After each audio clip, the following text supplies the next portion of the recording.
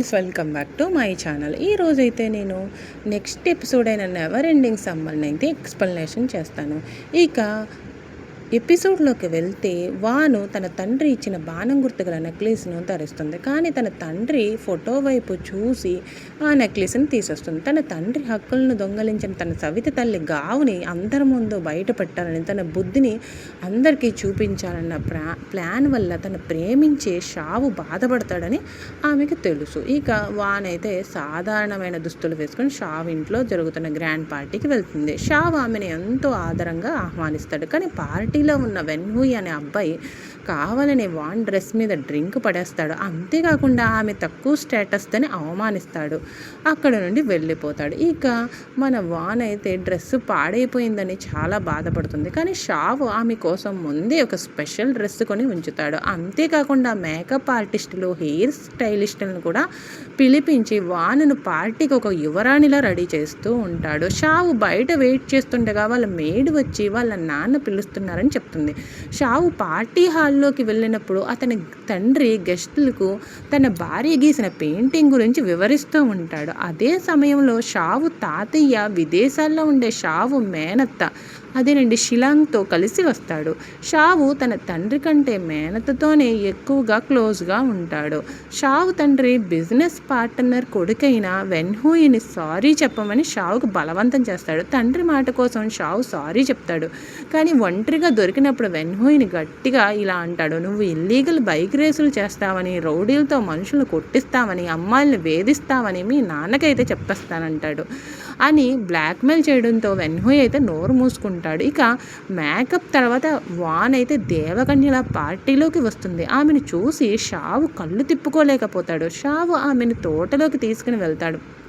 అక్కడ వానుకు ఇష్టమైన music బ్యాండ్తో special performance ఇప్పించి ఇద్దరూ కలిసి రొమాంటిక్గా డ్యాన్స్ చేస్తారు. డ్యాన్స్ చేస్తూ వాన్ అడుగుతుంది, నేను నిన్ను ఎప్పుడైనా బాధ పెడితే నువ్వు ఏం చేస్తావు అని. దానికి షావు నేనేమీ చెయ్యనని నవ్వుతూ చెప్తాడు.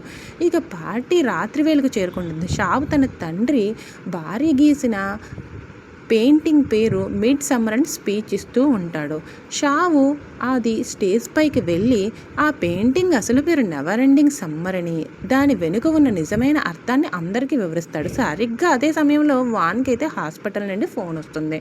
ఆమె అమ్మమ్మ కిడ్నీ ట్రాన్స్ప్లాంట్కి డోనార్ దొరికాడని, కానీ వెంటనే 3 లక్షలు ఇవ్వాలని కట్టాలని డాక్టర్ చెప్తాడు. ఇక స్టేజ్ పైకి సెక్యూరిటీ గార్డులు తనను వెంబడించగా బయటకు పంపడానికి వస్తుండటం చూసి గావు నుండి డబ్బులు గుంజడానికి ఇదే సరైన సమయం అని వాన్ అయితే భావిస్తుంది. ఆమె నేరుగా స్టేజ్ మీదకి పరిగెత్తేస్తుంది. గావు భయపడిపోతుంది. తనకు ఒక కూతురు ఉందన్న నిజం బయట పెడుతుందేమో అని. కానీ వాన్ తెలివిగా గావుని ఆంటీ అని పిలుస్తూ, ఈమె చిన్నప్పటి నుంచి నన్ను సొంత కూతురులా చూసుకుంది, నా చదువు ఖర్చులు కూడా భరించింది అని అబద్ధం చెప్పి గావుకైతే మంచి పేరు తెస్తుంది. సమాజం ముందు గావు కూడా వానును కౌగిలించుకుని నాటకం ఆడేస్తుంది. కానీ షావుకైతే వాన్ గావుల యొక్క నిజమైన బంధం అదేనండి, వాళ్ళిద్దరూ తల్లి కూతురులని అర్థమైపోతుంది.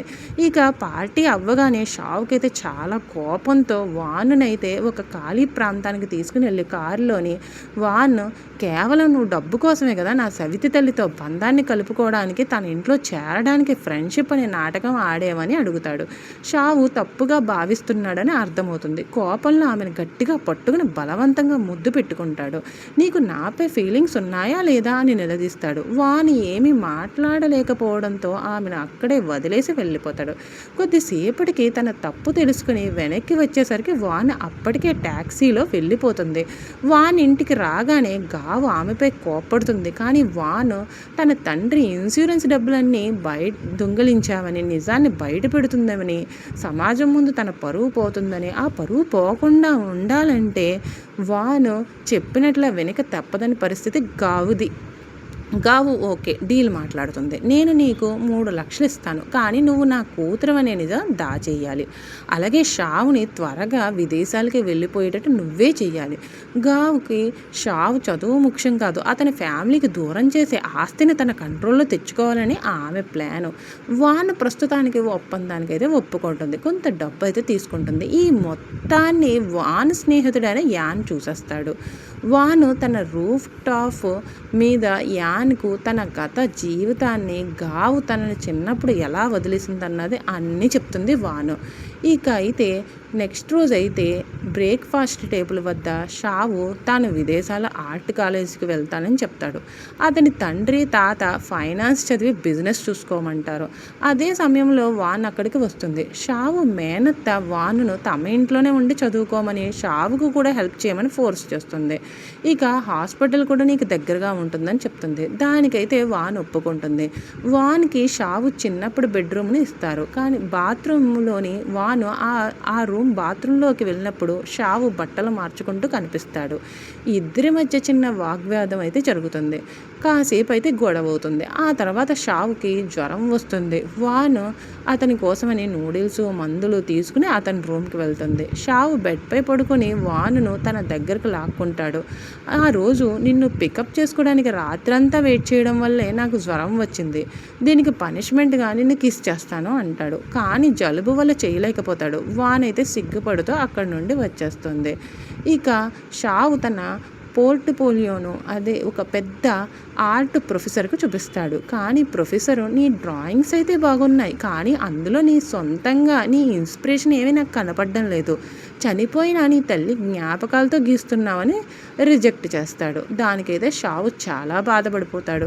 ఇక అది చూసిన యాన్ సహాయంతో షావుని ఒక పిల్లల ప్లే స్కూల్కి అయితే తీసుకెళ్తుంది. అక్కడ పిల్లలతో గడపడం, వారికి కథలు చెప్పడం ద్వారా షావుకి అయితే కొంత ఇన్స్పిరేషన్ దొరుకుతుంది. అతను దొంగచాటుగా వాన్ బొమ్మలు గీయడం స్టార్ట్ చేస్తాడు. ఆ తర్వాత షావు, వాను వాళ్ళ ఫ్రెండ్స్ అయిన జియాంగ్, మింగ్లు కలిసి అమ్యూజ్మెంట్ పార్క్ వెళ్తారు. షావు కెమెరాలో వాను నవ్వుతున్న ప్రతి క్షణాన్ని రికార్డ్ చేస్తూ ఉంటాడు. షావుకైతే హైట్స్ అంటే భయం, ఎత్తు అంటే చాలా భయపడుతూ ఉంటాడు. అది తెలిసిన వాను అతని కోసమని ఏ రైడ్స్కి వెళ్లకుండా అన్నీ క్యాన్సిల్ చేసుకుని తనతో మాట్లాడుతూ కూర్చుంటుంది. ఇక జియాంగ్ అయితే తన స్కూల్ నాటి క్రష్ అయిన మింగ్కు సర్ప్రైజ్ బర్త్డే పార్టీ ఇవ్వాలని, అక్కడే ప్రపోజ్ చేయాలని ప్లాన్ వేస్తాడు.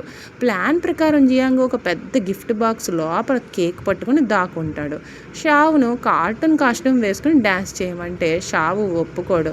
కానీ పార్టీ రోజు విపరీతమైన ఎండ వేడి వల్ల గిఫ్ట్ బాక్స్ లోపల జియాంగ్కి ఊపిరాడదు.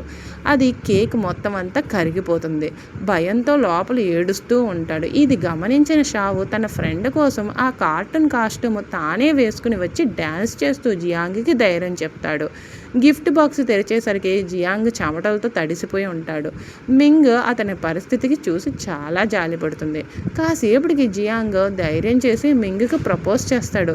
తను వేరే సిటీకి చదువుకోవడానికి వెళ్ళిన నా లాంగ్ డిస్టెన్స్ రిలేషన్ మెసేజ్లు చేస్తానని చెప్తాడు. కానీ మింగ్ అతని ప్రపోజల్ని రిజెక్ట్ చేస్తుంది. బయట కార్టూన్ కాస్ట్యూమ్లో ఉన్నది షావ్ అని వానికి కనిపెడుతుంది. ఇద్దరూ కలిసి ఒకే బైక్పై సరదాగా నవ్వుకుంటూ ఇంటికి తిరిగి వస్తారు. ఇక మరుసటి రోజైతే షావు వానును కంట్రీ సైడ్, అదే ఒక చిన్న పల్లెటూరుకి అయితే తీసుకుని వెళ్తాడు. అక్కడ ఒక పాత పెయింటింగ్ షాప్కి తీసుకువెళ్తాడు. అక్కడ ఉండే అంకుల్ షావు చిన్నప్పటి నుండి చూసిన వ్యక్తి. షాప్లో షావు అతని తల్లి గీసిన పెయింటింగ్స్ కూడా ఉంటాయి. అక్కడే ఉన్న ఒక పెద్ద చెట్టుపై చిక్కుకున్న గాలిపటాన్ని దించడానికి వానైతే చెట్టు ఎక్కుతుంది. ప్రమాదవశాత్తు కింద పడిపోతుంటే షావ్ అయితే ఆమెను 2 చేతులతో పట్టుకుంటాడు. ఆ చెట్టు కిందే షావు చిన్నప్పుడు వాళ్ళ అమ్మతో కలిసి పెయింటింగ్ వేసేవాడంట. షావ్ అక్కడ కూర్చుని వాన్ను చూస్తూ ఒక పెయింటింగ్ గీస్తాడు. రాత్రివేళ ఆ పెయింటింగ్ వాన్ చూపిస్తాడు. ఆ పెయింటింగ్లో వాను అదే పెద్ద చెట్టు కింద ఎంతో అందంగా నిలబడి ఉంటుంది. ఒకప్పుడు షావు తల్లి కూడా నిలబడే చోటే ఇప్పుడు వాన్ అయితే ఉంది. ఆ పెయింటింగ్ చూసి వాను మురిసిపోవడంతో ఈ ఎపిసోడ్ అయితే రొమాంటిక్గా ముగిస్తుంది. Thanks for watching my channel.